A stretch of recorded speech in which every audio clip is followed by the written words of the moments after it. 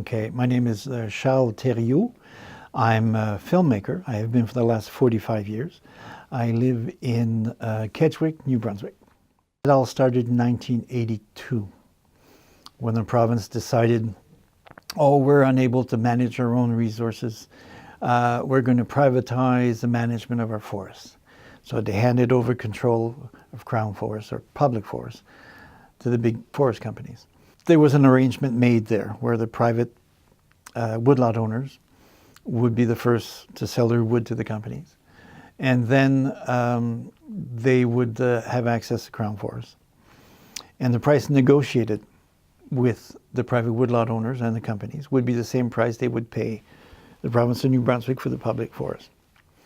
In 1992, Frank McKenna changed that. The companies no longer had to buy from private woodlot owners. And overnight, the price dropped by 40%. So overnight, an impoverishment of rural New Brunswick. And since then, it hasn't gone back up. I was your typical New Brunswicker who didn't know anything about this forest situation, who was under the impression that the forest was actually the foundation, the economic foundation for our province. At least that's what we have been led to believe. But since the largest forest producer in New Brunswick also controls most of the media, we're not being given a fair picture. And that's a major problem as well. Not just unfair, but unfair to all of us in New Brunswick. So if it's impoverishing rural New Brunswick, it's also impoverishing New Brunswick. We've been led to believe that the only answer for us is to ship away our wood in high volume to be able to generate jobs.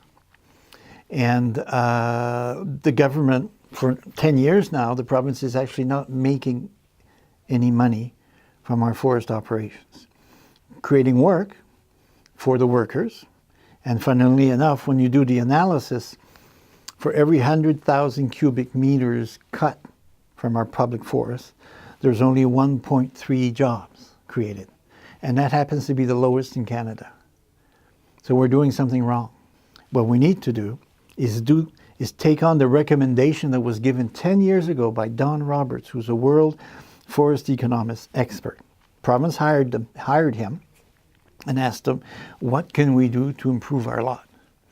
And he says, it's pretty simple. Take back control of your public forest. You know, you've given the management of your public forest to the companies, and they are managing it for them, but not for the province. That these guys up north here working in the forest industry are not getting a fair share, they're really slave labor, but they're enslaved by their debt.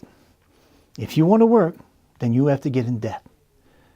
So you get in debt, but you give the company the right to look into your account so that they know when you're getting close to finish paying your equipment. And when you get close, when there's 6 months left, then they start after you, you want to buy more equipment, a new piece of equipment, you'll get better. And if you don't, then they start squeezing you that way. So that's a form of slave labor entrapment. So I decided I wanted to do something.